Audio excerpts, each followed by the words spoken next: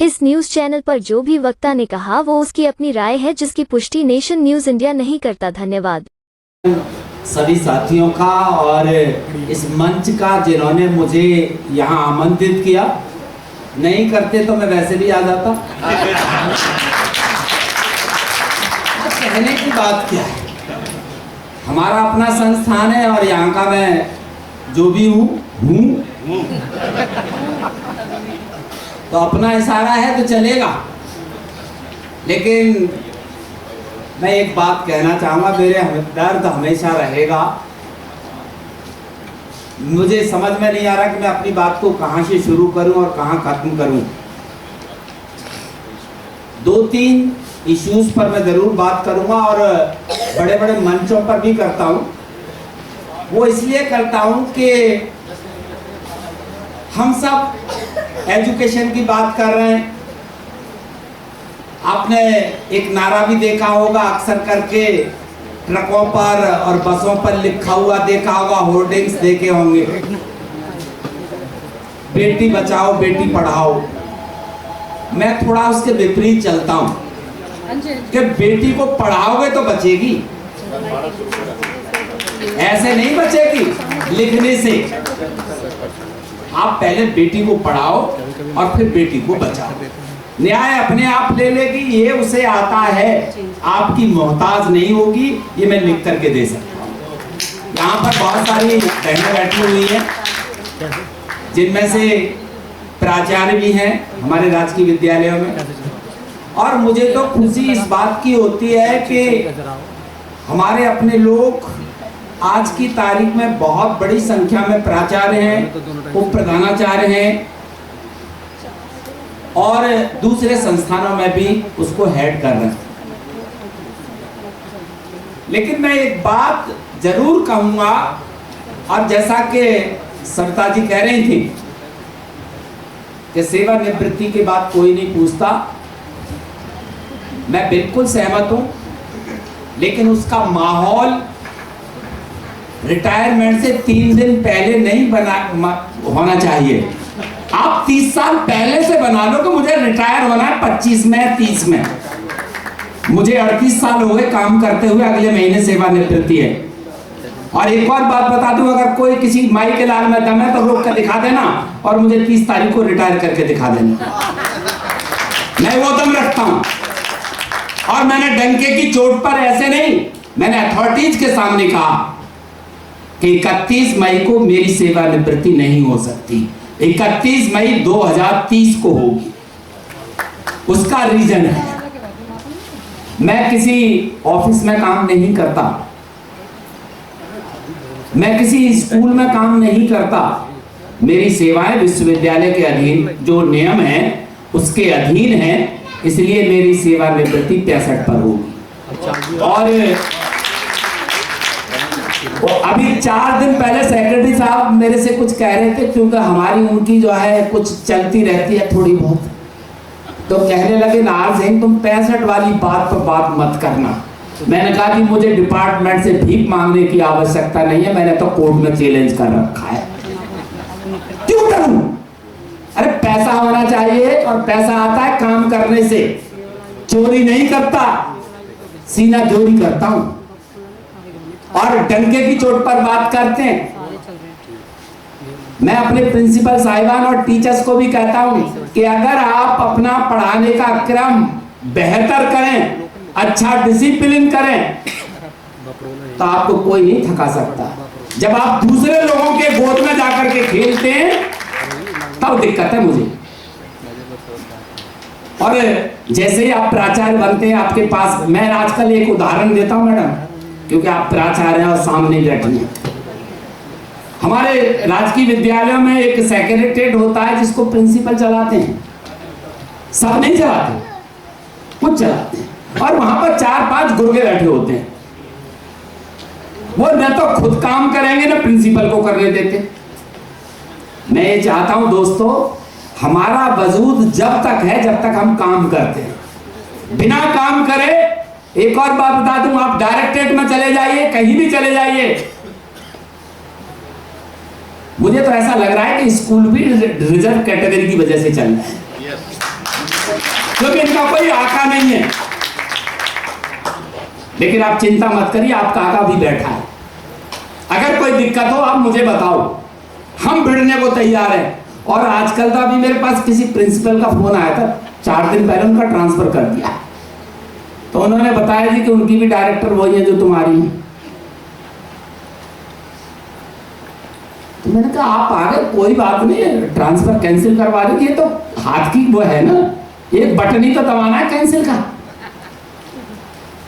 मैंने नाजुक मैम से कहा, क्योंकि वो मेरी भी डायरेक्टर है, तो अब मैं भी सेकंड कमांड तो हुई हूं उनके बाद। तो मैंने कहा मैडम ये तो कैंसिल करना पड़ेगा। बोले क्यों? अरे हमारे पास आई है इसलिए करना पड़ेगा ना। भाई हम किससे कहें? भाई अगर मान लीजिए आप आते हैं, हम सोच रहे थे तो कोई ना कोई तो बात है। आप अगर आपने कुछ माना होगा ना मुझे, भाई माना होगा, दोस्त माना होगा, अपना सीनियर माना होगा, तभी कोई आदमी आता है। वैसे कोई किसी के पास नहीं जाता है। लेकिन मैं ये चाहता हूं कि हम लोग आपस में एक दूसरे का सम्मान करें। एक तो ये बात। अब इस सभागार में बहुत सारी निकाल के आना और फिर महिला मंडल भी है और पुरुषों का भी मंडल है। अब मेरा सवाल यह है कि आप अपने बच्चों को वक्त कितना देते हो? शाम का वक्त किसी और के साथ है आपका या बच्चों के साथ? आज सोचना। और जिनके बच्चे छोटे हैं, मैं तो कहता हूं कि अब से लेकर के और जब तक कॉलेज में पढ़े तब तक आप हर रोज कम से कम 2-3 आवर्स अपने बच्चों को दें। उनसे पूछें कि वो क्या करते हैं, क्या किया पूरे दिन में, उसका हिसाब किताब लें। मैं आजकल देखता हूं सब बच्चे नहीं सुनते। अबे सुने कहां से तेरी? जब सुनने वाले सुना रहे थे तब तेरे पास वक्त नहीं था। आज बच्चे के पास वक्त नहीं है। मैं मनोविज्ञान का विद्यार्थी भी हूं और मैं देखता हूं कि अक्सर करके मेरे कई सारे जजेस हैं जो फैमिली कोर्ट के मैटर्स देखते हैं। हम देख रहे हैं आजकल 3 दिन की शादी, 3 महीने की शादी, साल भर की शादी, कोर्ट के चक्कर लगा रहे बुढ़े बुढ़िया और उनके साथ। मैं ये कहता हूं कि आप अपने बच्चों को अगर वैल्यूज अगर आपने दी हैं, आपने संस्कार दिए हैं, तो बच्चा आपकी बात को सुनेगा। अब संस्कार ही नहीं है। अब जैसे हमारे यहां पर दिल्ली सरकार में कार्यक्रम चलता था जिसका नाम था खुशी, हैप्पीनेस। मैं ऐड नहीं था और न हो सकता। मैंने सबसे पहले वही बंद करवाया। मैंने कहा कहीं ज्यादा खुशी हो गई। और वो किस लिए? मैं आपको भी धारा सिंह जी एक आज अच्छी बात बता दूं, क्योंकि आप प्राचार्य हैं। जब ज्यादा खुश हो तो घरवाड़ी से कभी वादा मत करियो कि मैं ये दे दूंगा, वो दे, और कुछ उसने ऐसा मांग लिया। और जब आप गुस्से में हो तो अपने कार्यालय में किसी अधिकारी को कुछ बोलना मत, किसी टीचर को कुछ मत बोलना, क्योंकि गुस्से में लिए हुए फैसले और खुशी में लिए हुए फैसले कभी जनहित में नहीं हो सकते। और मैंने जो है, मेरे पास लगभग 250 के करीब एकेडमिक जो असिस्टेंट प्रोफेसर्स हैं, मैं उनके साथ काम करता हूं। मैं धमकाता बहुत हूं, लेकिन जब कभी लिखने की बात आती है, जिससे अगर इंप्रूव कर लिया आपने को कोई दिक्कत नहीं है, 10 दिन में कर ले, 15 दिन में कर ले। लेकिन अगर जो नहीं होता है तो पानी भी नहीं मिलता मेरे हाथ से, मैं गारंटी बता रहा हूं आपको। उसका रीजन है, अगर कोई आदमी अपने को इंप्रूव करता है तो बेहतर लगता है कि भाई आपने निखार आ रहा है। हम भी आए थे दिल्ली में तो किसी न किसी, हमें तो कोई सहारा गाइड करने वाला नहीं था। मैं आपको बता दूं, नहीं मैं आज किसी विश्वविद्यालय का वाइस चांसलर होता, ये लिख करके दे सकता हूं। मैं 1984 का MA MAd था, लेकिन जो भी हमने पाया लड़के और कोर्ट कचहरी से पाया। आज जिस पद पर हूं वो भी SCRT के इतिहास में कोई व्यक्ति परमानेंट ज्वाइंट डायरेक्टर नहीं बन पाया 38 साल में। नाहर सिंह था जिसने कहा किसी माई के लाल में दम है, तो कुर्सी बदल के दिखा दे। और देख लो आप कोर्ट के उसमें जो लिखा हुआ है, पहले आप खुद उसको स्टडी करो कि आपका राइट क्या है। लेकिन उस राइट के साथ में एक कोने पर ड्यूटीज भी लिखी होती हैं।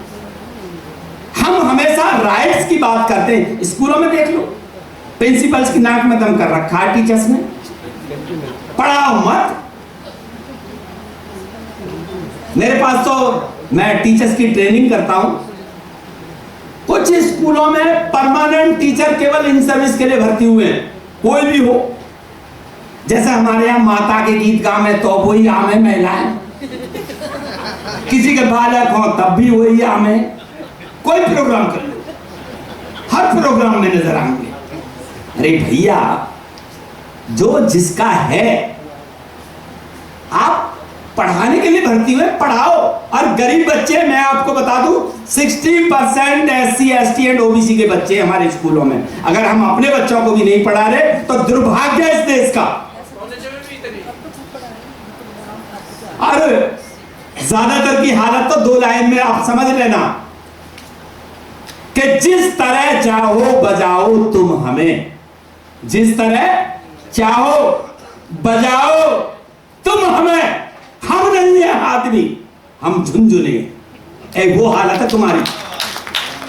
लेकिन अगर आपको वास्तव में दिल से काम करना है, अपने समाज की रेस्पेक्ट करनी है, सोसाइटी में आपको अपना लेवल अप करना है, तो आपको कड़ी मेहनत करनी पड़ेगी, पक्का इरादा होना चाहिए, डिसिप्लिन होना चाहिए आपकी लाइफ में, तब आदमी बनता है। और अपने बच्चों पर फोकस करो। देखो, ये अगर देश में हर व्यक्ति केवल अपने बच्चों को सुधार ले 2 को, तो हमारे सरकारी स्कूलों का भार कम हो सकता है। अभी तो जो बच्चे पैदा किए हैं वो हमारे और आपके ऊपर किए हैं लोगों ने। सरकारी स्कूल के मास्टर जी पढ़ाएंगे बात करने, और उससे भी बड़ी बीमारी साहब, हमारे यहाँ तो सरकारी स्कूलों में पिताजी बदल जामे 15 दिन के बाद।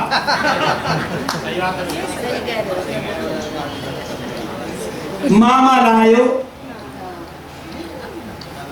चाचा आयो और एडमिशन करवा दो साहब, उसने घर को नाम ले दिया होगा।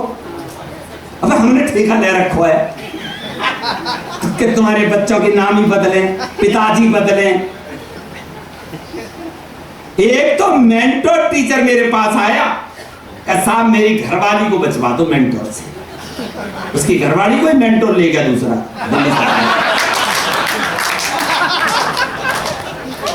ये अभी पीछे की बात है, और मैं अपने कार्यालय की बात बता रहा हूं। और मेरे सामने 3 मेंटोर बैठे हुए थे, ये उस समय की रखी।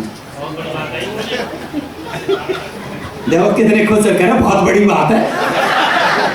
बेचारे उसकी चली गई और तुम खुश रह रहे हो। देखिए सर, अब चलो मान लो चली गई, हमने तो वापस करवा दी। अब होना ये चाहिए, देखिए सर, कहीं ना कहीं शिक्षा काम आती है। हमने अपने बच्चों को संस्कार क्या दिए थे। मैं आपको एक और बात बता दूं, गांव में एक कहावत होती है कि जिसकी फटीना कभी विवाई वो क्या जाने पीर पर आई। दर्द क्या होता है, दर्द तो हमारे अपने लोगों से पूछे कि वो कैसे वहां तक पहुंचे। अगर ये हमारे पास आज आरक्षण वाला तोहफा नहीं होता, और जो विधायक और सांसद रिजर्व सीट से जीत जाते, किसी जनरल सीट से जीत करके दिखाएं, तो मानो कहां नेता हैं, और फिर भी हमारे कार्यक्रम में नहीं आते। आप देखिए, और अगर ऊपर वाले ने मेरा साथ दिया और आप लोगों का आशीर्वाद रहा, तो 2029 का चुनाव दिल्ली से ही लड़ूंगा, नॉर्थ वेस्ट से, और फिर बताऊंगा आपको कि अपने प्रोग्राम में कैसे आया जाता है। ये गारंटी है। मैं समाज के लिए मरता हूं और समाज के लिए जीता हूं, कभी भी। और ऐसा नहीं कि, और कभी कभी ऐसा भी होता है, देखिए, हमेशा समाज के लिए भी नहीं काम किया जाता, दूसरे लोगों को भी आओ भगत दी जाती है। एक दलित सांसद केवल दलित वोटों से नहीं जीतता, सामान्य वर्ग के भी वोट चाहिए, उसे सामान्य का भी काम करना चाहिए, अपने लोगों का भी काम करना चाहिए। लेकिन मैं तो कह रहा हूं पर्दे के पीछे से मदद करो ना अपने आदमी की तगड़ी करके, तब भलेगी बात।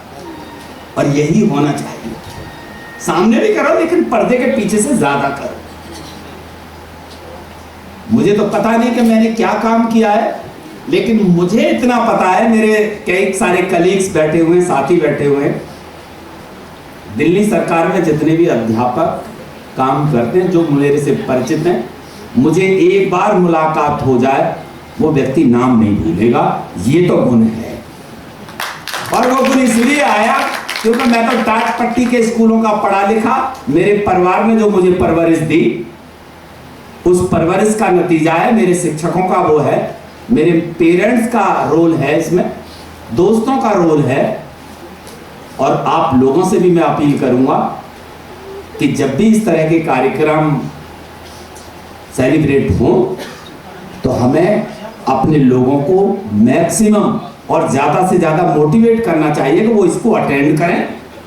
कोई बुरा काम नहीं है, यहाँ पर सारी अच्छी चीजें हुई हैं।